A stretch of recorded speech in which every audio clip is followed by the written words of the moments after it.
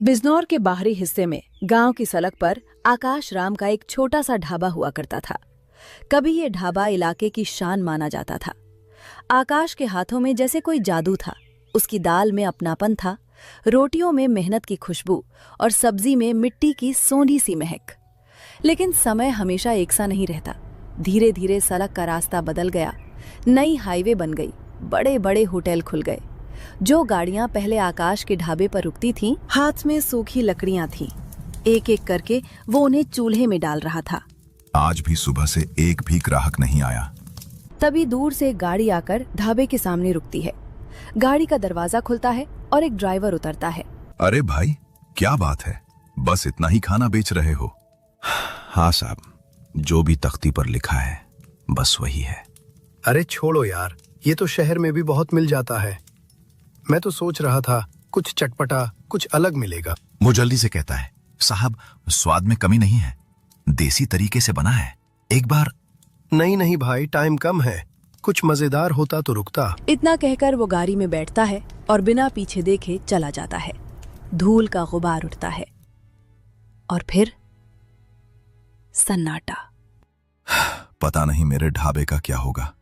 कभी यही चौपाइयां लोगों से भरी रहती थीं। लोग बैठने के लिए झगड़ते थे, लाइन लगाकर इंतजार करते थे। गरम गरम खाने की खुशबू और शोर से भरा ढाबा। पहले लोग चौपाइयों पर बैठने के लिए बेकरार रहते थे, और आज आकाश राम चारपाई के पास झुका हुआ था। हाथ में पुराना कपड़ा था जिससे वो चारपाई की धूल साफ कर रहा था। कितनी धूल जम गई है। पहले तो दिन में 2-2 बार साफ करनी पड़ती थी। तभी दूर से पैदल चलता हुआ एक ग्राहक आता है। वो ढाबे के सामने रुकता है, चारों तरफ देखता है और फिर पूछता है, अरे भाई, खाने में कुछ स्पेशल है क्या आज?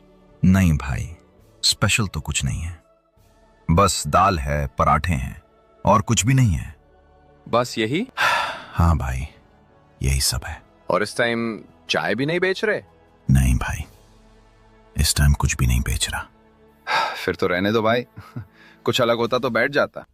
इतना कहकर वो ग्राहक भी धीरे धीरे वहां से चला जाता है। ढाबे में फिर वही सन्नाटा छा जाता है। एक एक करके सब चले जा रहे हैं। बस से एक जवान लड़का उतरता है, कंधे पर बैग, चेहरे पर शहर की थकान। वो है सूरज, आकाश का बेटा। सूरज ढाबे के सामने खड़ा होकर चारों तरफ देखता है। जहां कभी ग्राहकों की लंबी लाइन लगी रहती थी, खाली चारपाइयां और चारपाई पर जमी मोटी धूल। पिताजी, क्या बात है? ढाबे पर आज छुट्टी है क्या? नहीं बेटा, छुट्टी तो नहीं है, ढाबा खुला हुआ है। लेकिन पिताजी, ढाबे पर तो कोई भी नहीं है। इतनी सुनसान मैंने इसे कभी नहीं देखा। हाँ बेटा, जब से तू शहर गया है ना, ढाबे से रौनक ही चली गई है। पहले लोग लाइन लगाकर खाना खाते थे, चौपाई पर बैठने के लिए बहस होती थी, किसे पहले पराठा मिलेगा, इसी में झगड़ा हो जाता था। लेकिन अब तो कोई भी आने को तैयार नहीं है। लेकिन ऐसा क्यों पिताजी? लोग क्यों नहीं आ रहे? कोई कहता है कुछ स्पेशल नहीं है, कोई बोलता है बस दाल ही बनाई है, और कोई तो बिना उतरे ही चला जाता है। सूरज का चेहरा गंभीर हो जाता है। वो धीरे धीरे सब समझने लगता है। पिताजी अभी भी वही पुराना तरीका आजमा रहे हैं जिसे लोग अब भूल चुके हैं। पिताजी, जमाना बदल गया है। क्या मतलब बेटा? पहले लोग पेट भरने आते थे, अब लोग स्वाद ढूंढने आते हैं। अब सिर्फ दाल रोटी से काम नहीं चलता। लेकिन बेटा, हम तो यही बनाते आए हैं, इसी से घर चला है। मैं जानता हूं पिताजी, आपका खाना आज भी सच्चा है, लेकिन लोग अब कुछ अलग चाहते हैं। अगर हम नहीं बदले तो ये ढाबा सच में बंद हो जाएगा। तो क्या मैं गलत कर रहा हूं बेटा? शाम पूरी तरह उतर चुकी थी। आसमान में तारे झिलमिलाने लगे थे। घर के आंगन में मिट्टी की खुशबू फैली हुई थी। पिताजी, अगर बुरा ना माने तो एक बात कहूं? बोल बेटा, आजकल तो सब कुछ कहने ही आ रहे हैं।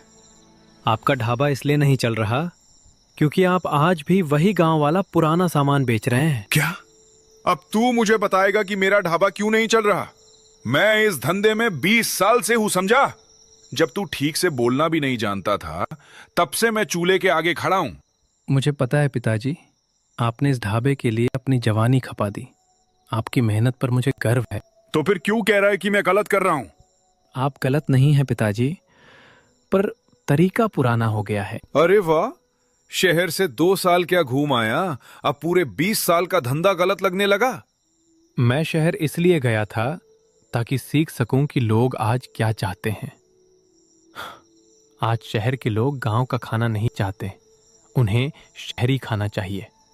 तो गांव का खाना खराब है? दाल रोटी में क्या कमी है? नहीं पिताजी, दाल रोटी आज भी अच्छी है, लेकिन लोग अब सिर्फ पेट भरने नहीं आते, वे स्वाद और अलगपन ढूंढते हैं। अगर वही शहरी खाना आप अपने देसी मसालों से बनाएं तो लोग उंगलियां चाटते रह जाएंगे। और अगर लोग फिर भी ना आए तो दोष मेरा होगा, लेकिन अगर आए तो पूरा गांव कहेगा। मुझे डर लगता है बेटा, इतने सालों की कमाई दांव पर लगाने से। और मुझे डर लगता है पिताजी कि अगर हम नहीं बदले तो ये ढाबा हमेशा के लिए बंद हो जाएगा। अगली सुबह हल्की धूप के साथ होती है। सड़क पर गाड़ियों की आवाजें आने लगी हैं। सूरज तख्ती सीधी करता है। आकाश राम चूल्हे के पास जाकर राख साफ करता है। तभी अचानक एक चमचमाती कार आकर ढाबे के सामने रुकती है। कार से एक मोटा सा घमंडी आदमी उतरता है, आंखों में अकर, चेहरे पर घमंड। तो आकाश राम, क्या सोचा तूने जो मैंने तुझे कहा था? देखिए सेठ जी, मैं अपना ढाबा खाली नहीं कर सकता। ये मेरी पुरखों की जमीन है, मैं इसे किसी भी हालात में नहीं बेच सकता। पुरखों की जमीन?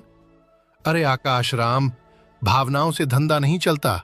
देख जरा, तेरा ढाबा वैसे भी नहीं चल रहा, धूल के सिवा यहाँ कुछ नहीं है। इससे अच्छा है मुझे बेच दे, मैं यहाँ एक बड़ा शानदार होटल बनाऊंगा। तेरा ढाबा हाईवे पर है, इसीलिए मैं खरीद रहा हूँ, वरना ऐसे ढाबे की कोई कीमत नहीं। अब हम अपना ढाबा नहीं बेच रहे। और तू कौन है? मैं आकाश राम का बेटा सूरज, और अब हम अपना ढाबा खुद चलाएंगे। तुम लोग इस ढाबे को? ठीक है, मैं तुम्हें 15 दिन का टाइम देता हूँ। 15 दिन? हाँ, अगर 15 दिन में तुमसे ये ढाबा नहीं चला तो ये ढाबा मुझे चाहिए। ठीक है सेठ जी, अगर 15 दिन में ढाबा हमसे नहीं चला तो हम ढाबा आपको बेच देंगे। ठीक है, 15 दिन बाद मिलेंगे। तब तक सपने देख लो। इतना कहकर सेठ कार में बैठता है। कार धूल उड़ाती हुई चली जाती है। पिताजी, अब ये सिर्फ ढाबा नहीं है, अब ये हमारी इज्जत का सवाल है। उसने अलग अलग देसी मसालों को पीसा, मिट्टी के चूल्हे पर चिकन चढ़ाया और गांव के पुराने नुस्खे से पकाने लगा। धीरे धीरे जब कड़ाही से मसालों की खुशबू उठी तो वो खुशबू सड़क पार करते हुए दूर दूर तक फैलने लगी। तभी सड़क पर तेज रफ्तार से जा रहा एक ट्रक अचानक ब्रेक लगाकर रुकता है। ड्राइवर खिड़की से सिर निकालकर गहरी सांस लेता है। अरे, ये कैसी खुशबू है?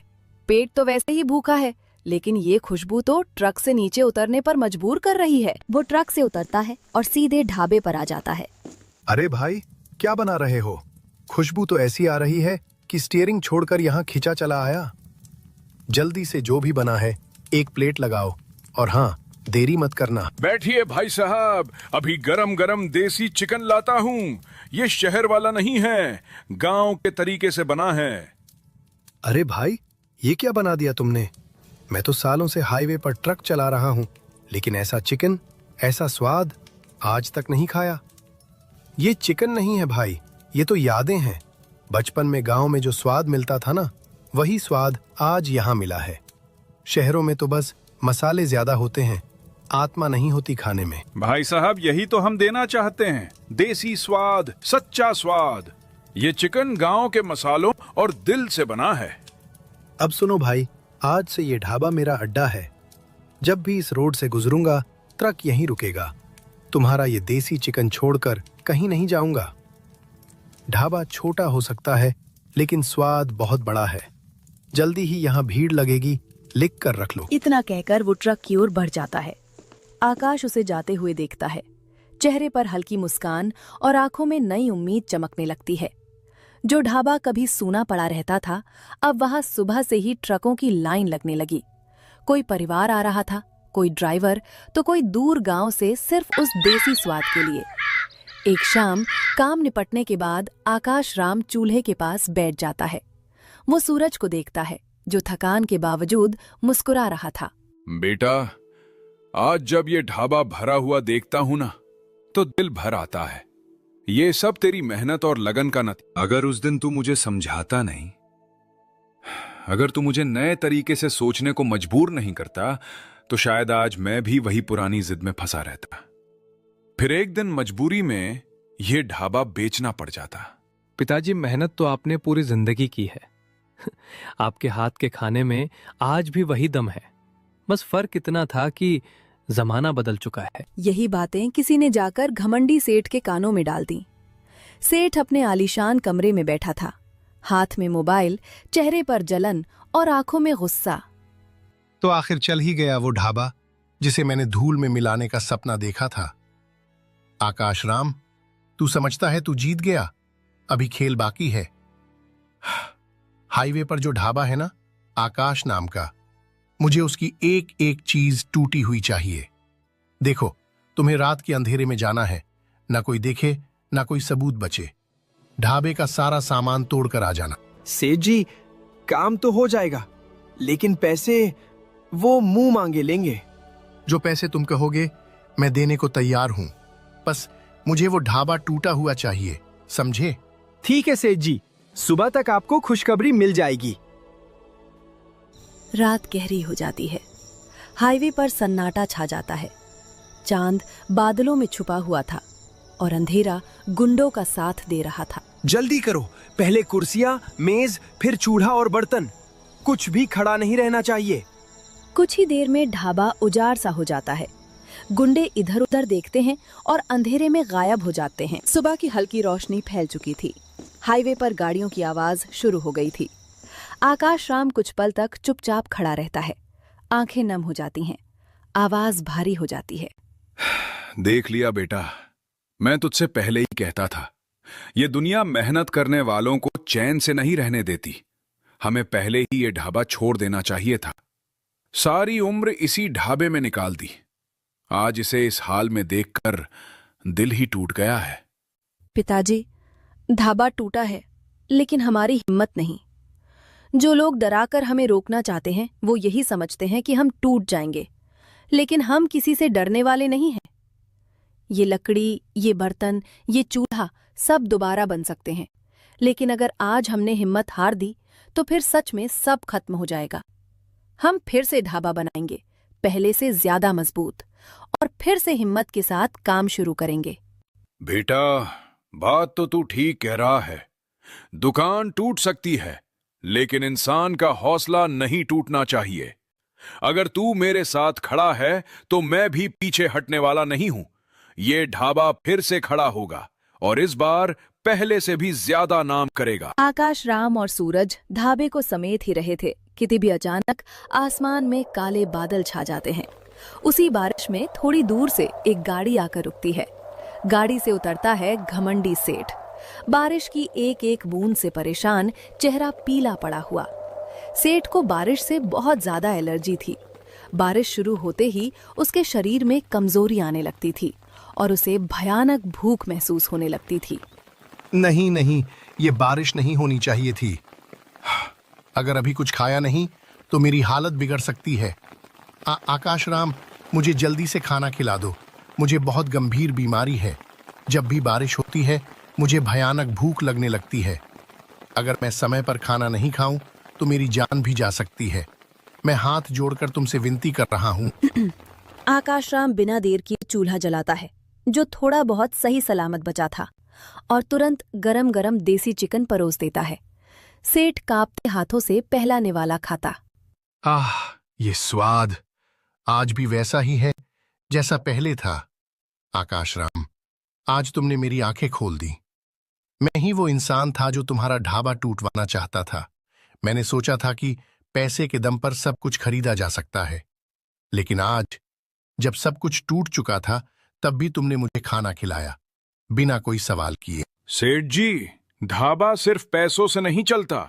ढाबा चलता है भूखे को खाना खिलाने से और इंसानियत निभाने से। अब मुझे समझ आ गया है। मैंने जिंदगी भर सिर्फ फायदा देखा, लेकिन आज इंसानियत देखी है। आकाश राम, अब मैं भी तुम्हारे साथ काम करूंगा। तुम्हारे ढाबे का जो भी नुकसान हुआ है, मैं उसे पहले से ज्यादा अच्छा बनवाऊंगा। हम इस ढाबे को फिर से बनाएंगे, देसी स्टाइल में, सी स्वाद के साथ। और इस बार कोई साजिश नहीं, सिर्फ सच्ची मेहनत। कुछ ही दिनों में ढाबा फिर से बनकर तैयार हो जाता है, पहले से ज्यादा मजबूत, पहले से ज्यादा सुंदर। और जब ढाबा दोबारा खुलता है तो लोग कहते हैं, ये ढाबा सिर्फ खाने का नहीं, इंसानियत का